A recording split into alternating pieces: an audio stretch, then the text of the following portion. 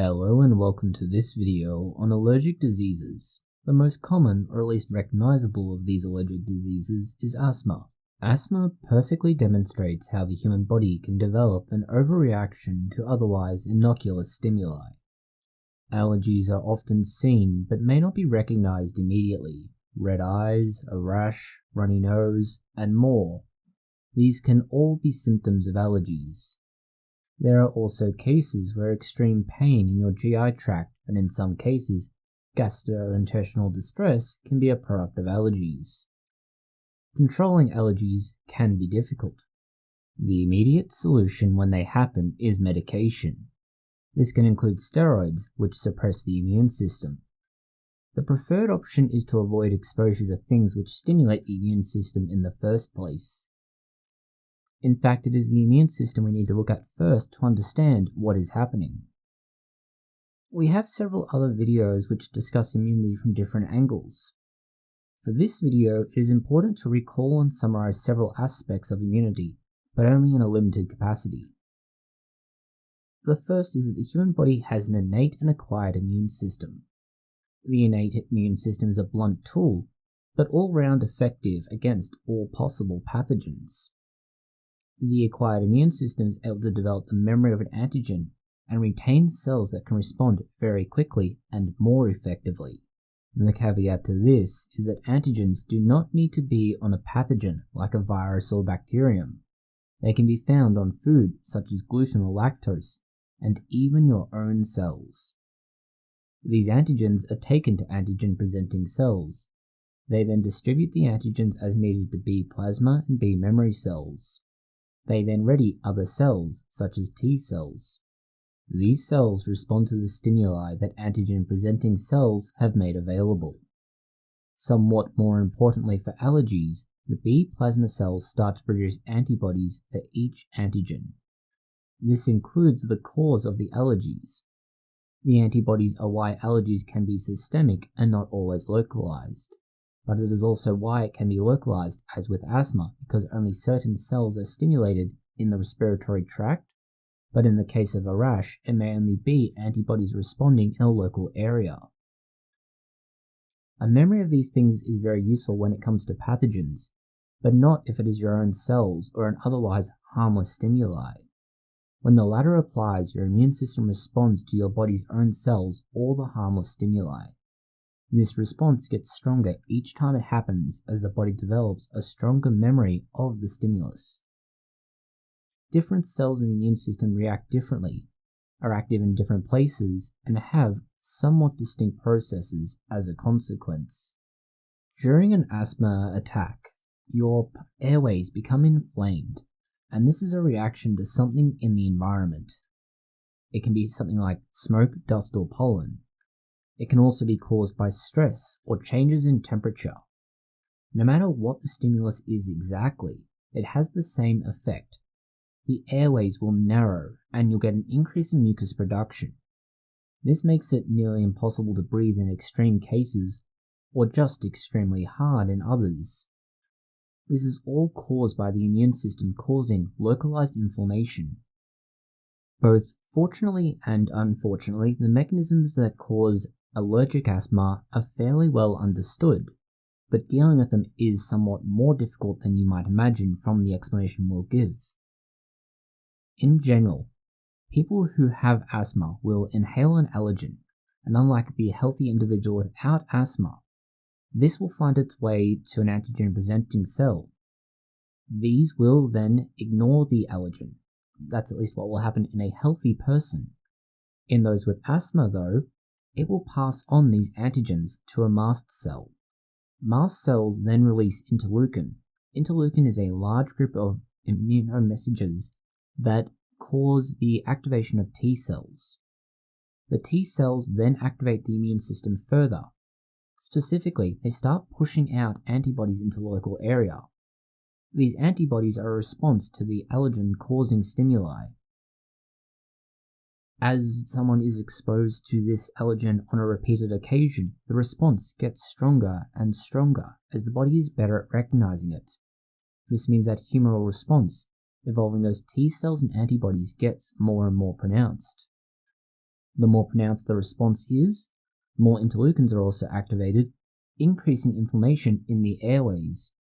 This causes the airways to become more and more constricted. The walls in the airway thicken, and this creates problems in the long term, particularly scarring, as the immune system is involved in healing and mistakes the inflammation in the airway for damage.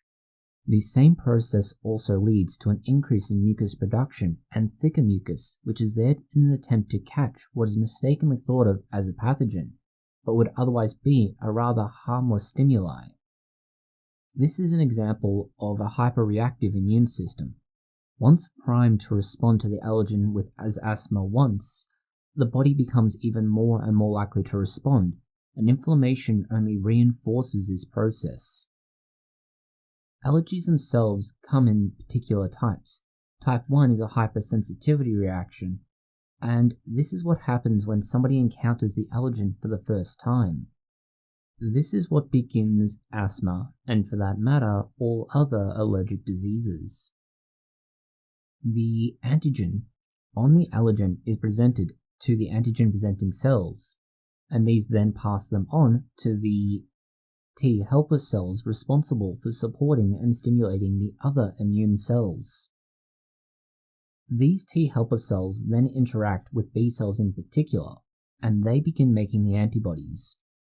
When you have the T helper cells, which support the other lymphocytes, and the antibody-producing B plasma cells, you have everything needed for the acquired immune system to be able to learn to react to something new, remember it, and keep reacting well after the initial exposure. This is reinforced by the production of IgE, or immunoglobulin E. This is what circulates in the blood, and can be found throughout the body. It's why allergic reactions aren't necessarily localized to one area, but can occur across your body. IgE is notable for its particular affinity for both mast cells and basophils. These are involved in inflammatory responses, specifically the acute or immediate inflammatory response.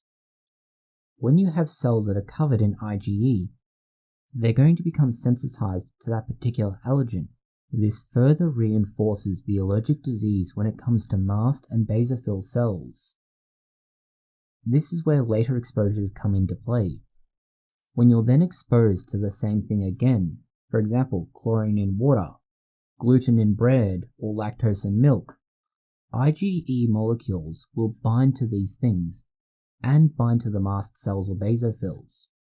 When you get the cross-linking of the IgE and the receptor on these cells, you get the allergic molecule activating and sensitizing the cells. When that happens, the basophils and mast cells release their contents. This is called degranulation. What they release is called histamine, and there are a variety of other inflammatory mediators involved as well. These find their way into the surrounding tissue, and are what lead to much of the inflammatory response that we've spoken about already in the respiratory system. In the body generally, it can cause vasodilation. That allows immune cells to get out of the blood and into the local tissue, but it will also increase mucus secretion. This is meant to capture any possible pathogens. It'll increase nerve activity in the local area and contract smooth muscles. The contraction of the smooth muscles decreases the blood flow and allows more time for the immune cells to get out of the blood and into the local tissue, whereas the dilation itself allows for the pores that are in the capillaries to expand.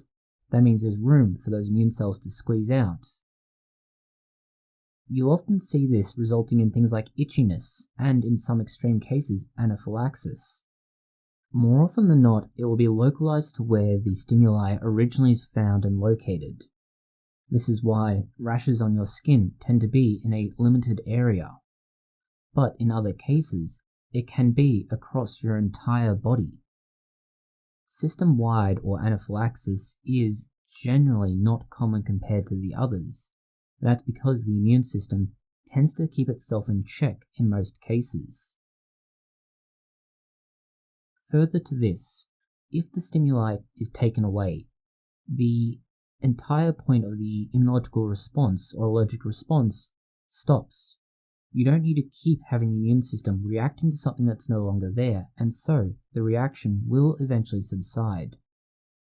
In some cases, you can have complications where, although the initial stimulus is taken away, it can cause a delayed effect and you have a late phase response. This is because other immune cells begin moving to the site, and so once you take away the initial stimulus, they still keep moving there, and then when they arrive, they take action, despite the fact that they have no reason to do anything anymore.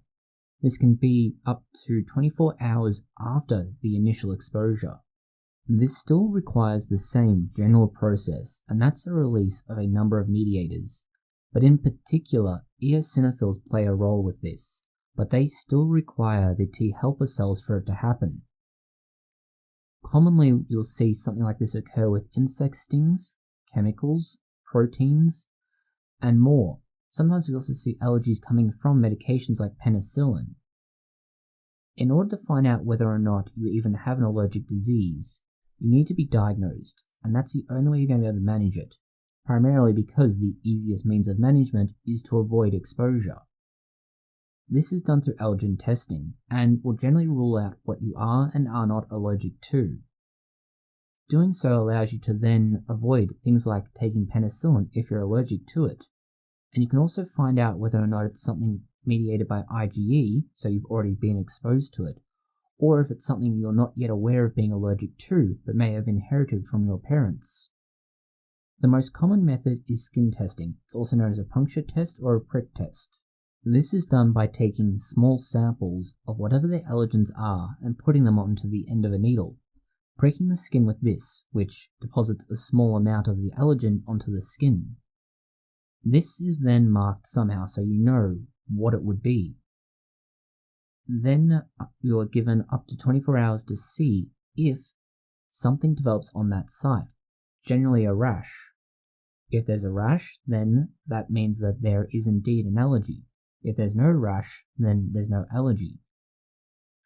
The alternative to this is a blood test. They're somewhat quicker and simpler, and can be done using a single sample taken from the blood in a standard single tube. The other upsides to this is that it doesn't matter what age you are and if you already have issues such as a rash. It also means you don't need to be worried about being exposed to things like penicillin if you might have an extreme reaction. This is possible because of that IgE that's circulating throughout the body that we mentioned earlier.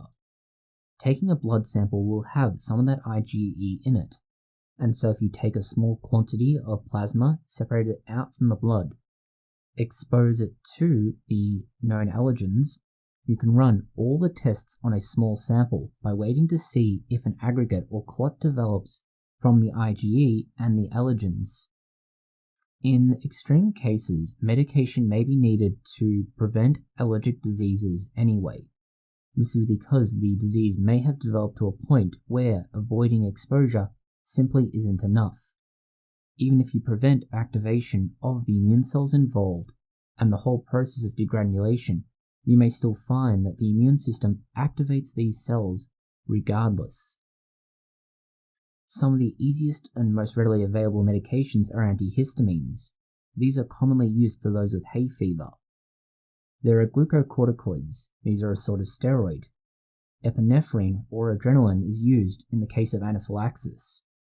For longer term and more specific treatment, mast cell stabilizers and anti-leukotriene agents are used.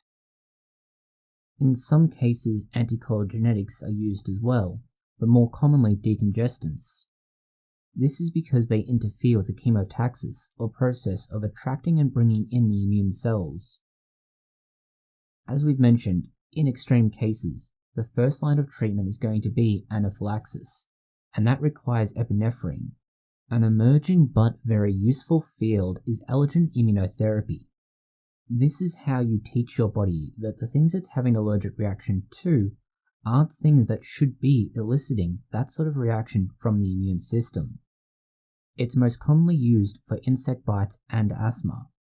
It's not used for food allergies yet, and this is largely because it's unclear if it has the benefit in the same way that insect bites or asthma do. What it involves in very simple terms is being exposed to ever larger quantities of the thing that causes the allergic disease to be activated. Small doses initially, and then ever larger doses, until it gets to a point where you would be well above normal exposure levels and aren't experiencing the allergic disease. There is one final note to make about allergies. This is something known as the Hygiene Hypothesis. The Hygiene Hypothesis can be summarized in the following way. Exposure to antigens early in life trains the immune system to more effectively distinguish between pathogenic stimuli and non-pathogenic stimuli. By letting children play in the dirt, pet animals, and other dirty activities, they are less likely to develop allergies, or at least this is what evidence would suggest. The problem is, the exact mechanism is not entirely clear. There are also slight variations on this idea, such as the need to consume pathogenic material, or dirt, so that the GI tract can help train the immune system, as that's partially where this occurs.